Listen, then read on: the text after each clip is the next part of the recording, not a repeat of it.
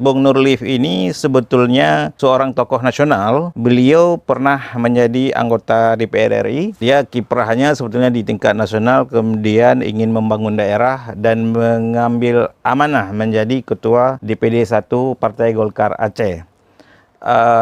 Pemilu sekitar 150 hari lagi mungkin akan berlangsung di Aceh. Dan semua partai itu sedang mempersiapkan diri. Salah satunya adalah Golkar. Nah, khusus untuk Aceh, kira-kira sampai saat ini apa yang sudah dipersiapkan untuk menghadapi pesta demokrasi itu, Bung Nurlif? Saya kira sebagai sebuah partai politik, kita memberikan apresiasi kepada seluruh masyarakat Aceh dalam rangka menyongsong pemilu 2024. Suasana sangat kondusif, kemudian hubungan antar partai politik juga sangat dinamis, sangat kondusif juga.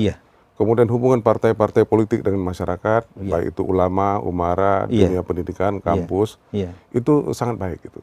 Dan menurut saya ini mengantarkan kita masyarakat Aceh untuk menyongsong pemilu dalam suasana yang sangat produktif gitu. Semua partai politik, termasuk kami Golkar, tentunya kehadiran kami bisa memberikan optimisme kepada daerah Aceh dan kepada masyarakat di seluruh Aceh. Ada harapan-harapan baru kita ke depan untuk menyambut suasana yang lebih baik lagi ke depan. Kampanye sebetulnya dalam tanda angkut itu jualan ya. Jualan, orang masing-masing punya produk dia. Apa yang menjadi andalan bagi Golkar sehingga orang akan memilih Golkar? Karena Parnas ini kan apa yang ada di nasional juga ada di sini. Dan kita juga berhadapan dengan partai lokal yang juga itu tidak bisa dinafikan juga mereka kuat. Hari ini, Saudara, kita akan bincang-bincang mengenai tantangan untuk Partai Golkar yang akan menghadapi pemilu pada 2024 nantinya. Apa kira-kira yang membedakan Golkar ini dengan partai lokal sehingga masyarakat akan cenderung memilih Golkar kira-kira? Kami mengartikulasikan kampanye itu ada dalam rangka menawarkan atau menyampaikan gagasan-gagasan partai kepada rakyat. Nah, sehingga yang kami lakukan itu adalah memberikan sesuatu yang menjadi harapan rakyat. Nah, persoalannya adalah bagi semua partai politik, terutama bagi kami Partai Golkar, bagaimana mengartikulasikan keinginan rakyat, bagaimana mengartikulasikan dambaan rakyat ke depan bagaimana. Itu menjadi tantangan yang sangat besar. Saya kira tantangan ini bukan hanya tantangan antar partai politik, tapi ini tantangan kita sebagai partai kepada keinginan masyarakat. Pastilah semua masyarakat ke depan menginginkan ada yang lebih baik lagi dibandingkan dengan pada saat ini. Dan kami yakin apa yang kami lakukan selama ini, misalnya kita melakukan pendidikan-pendidikan termasuk pendidikan politik kepada rakyat, kemudian memberikan pelatihan-pelatihan kepada generasi muda dan ikut aktif dalam kegiatan-kegiatan perempuan.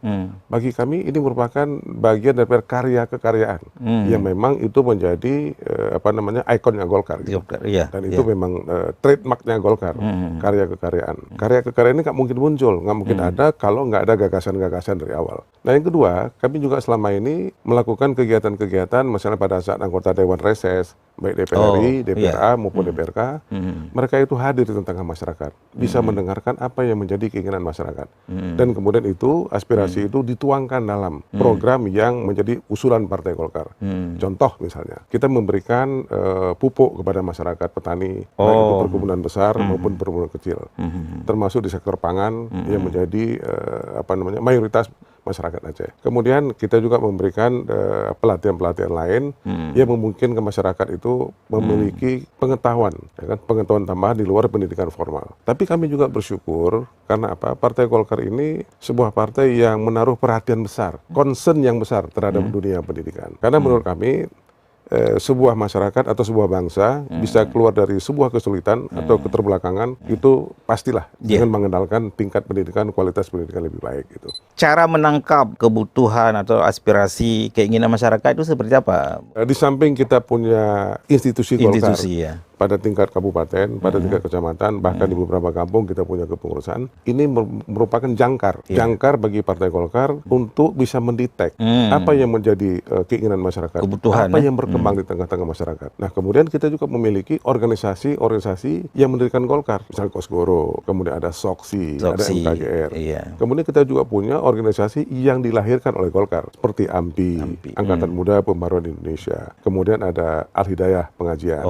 Kemudian kemudian ada Himpunan Wanita Karya HWK, kemudian ada Majelis Dakwah Islamiyah. Nah, ini kan semuanya merupakan perangkat Partai Golkar yang menjadi jangkar, tidak hanya ke dalam, tapi yang penting jangkar ini bisa hadir di tengah-tengah masyarakat. Nah, sehingga ambil contoh misalnya, menurut hemat kami ya, problem kita di Aceh pada saat ini yang paling mendasar antara lain soal pendidikan. Makanya kita memberikan di berbagai level ini ya? Di berbagai level, tidak hanya pendidikan umum, tapi pendidikan daya, pendidikan agama dan lain-lain. Menurut kami harus ada keseimbangan dan sinkron antara mulai dari SD, SMP, SMA sampai kampus-kampus.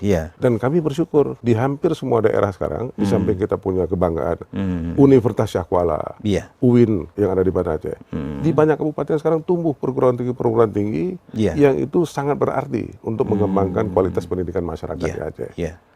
Kemudian kami juga menaruh perhatian yang tinggi terhadap sektor kesehatan. Nah, ambil contoh misalnya di Aceh ini sadar nggak sadar kita stunting itu agak tinggi. Stunting itu kan artinya kan anak-anak kita itu tumbuh tidak sehat, mulai dari dalam kandungan sampai umur sekian tahun. Nah, ini kan problem gitu. Kita nggak mau generasi kita ke depan ini tumbuh tidak sehat. Dan di Aceh tinggi ya? Tinggi. Nah, setelah NTT, setelah Sulawesi Barat, kemudian masuk kita di Aceh. Nah, ini harus menjadi kesadaran kita bersama. Kita mesti mengedukasi masyarakat. Nah, yang berikutnya soal ekonomi dan pertanian. Kenapa? Lebih 70% masyarakat Aceh ini bergantung hidupnya di sektor pertanian, perkebunan, bahkan sebagai nelayan. Ya kan begitu. Menurut hemat kami, kalau 70% lebih masyarakat di Aceh ini yang hidup di sektor perkebunan, pertanian dan nelayan, sudah keluar dari angka kemiskinan, maka kita sudah menuju kepada daerah dan masyarakat yang di gerbang pintu kemakmuran gitu. Di gerbang pintu kesejahteraan. Jadi 3 sektor itu menjadi concern kami.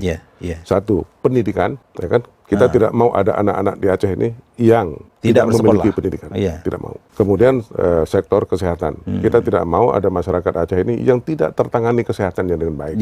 Baru kemudian sektor pertanian. Nah, karena kalau mereka sudah makmur di pertanian, pasti daya beli mereka sudah tinggi, ekonomi sudah hidup di Aceh. Gitu. Hari ini nggak mungkin pendapatan asli daerah kita memungut pajak dari masyarakat di kampung-kampung. Masyarakat di kampung-kampung hari ini jangankan untuk bayar pajak, untuk memastikan bulan depan mereka masih bisa cari makan itu sulit. Nah, ini tanggung jawab kita bersama. Tidak bisa kita lepas dari itu. Dana otsus itu tinggal 1%, mulai tahun 2023 sampai 2027. Saya agak paham soal itu karena saya terlibat langsung pada saat merumuskan tindak lanjut dari MOU Helsinki untuk melahirkan Undang-Undang Nomor 11 tahun 2006, yang di dalamnya termasuk bagaimana upaya kita mengatur dalam undang-undang itu ada sumber dana lain untuk Aceh yang namanya dana otonomi khusus. Dan saya yakin teman-teman anggota DPRA dan DPR RI kita berjuang bersama-sama untuk merubah besaran dana otsus yang tinggal 1% bisa menjadi 2% atau lebih gitu. Karena ini sangat penting untuk kebutuhan pembangunan di Aceh. Untuk kader Golkar, saya ingin menghimbau kepada seluruh keluarga besar Partai Golkar, kita harus sadar betul bahwa kita hidup di tengah-tengah masyarakat. Kita harus sadar betul ada harapan masyarakat kepada kita. Oleh karena itu kita harus tunjukkan tanggung jawab kita sebagai partai yang berada di tengah-tengah masyarakat dan punya misi karya kekaryaan. Saya yakin betul hasil pemilu di Aceh nanti, baik pemilu legislatif maupun pilpres, ini akan kita jaga dan sebaik-baiknya sehingga melahirkan sesuatu yang produktif untuk kita di Aceh. Dan mari kita rawat perdamaian ini dengan sebaik-baiknya. Kenapa? Karena saya ikut ditugaskan oleh Pak Yusuf Kalla sebelum perdamaian terjadi. Saya ditugaskan untuk di Helsinki. Sebelum perdamaian ada tugas-tugas yang diberikan khusus, ya kan, untuk berbicara dengan kawan-kawan kita yang lain. Kemudian ditugaskan juga saya untuk hadir, menyaksikan penandatanganan langsung MOU di Helsinki, dan saya sangat berterima kasih. Ini rahmat Allah, ini berkah dari Allah Subhanahu Wa Taala yang perlu kita jaga dengan sebaik-baiknya. Mudah-mudahan harapan Abang juga menjadi harapan masyarakat, harapan Abang akan mendapat ridha dari Allah Subhanahu Wa Taala. Kami juga terima kasih kepada Serambi News, kepada seluruh masyarakat Aceh. Mudah-mudahan kita bisa bersama-sama membangun Aceh ini ke depan dengan sebaik-baiknya gitu. Baik. Terima kasih. Siralun, saya akhiri. Billahi taufiq wal hidayah. Assalamualaikum warahmatullahi wabarakatuh. Waalaikumsalam warahmatullahi wabarakatuh.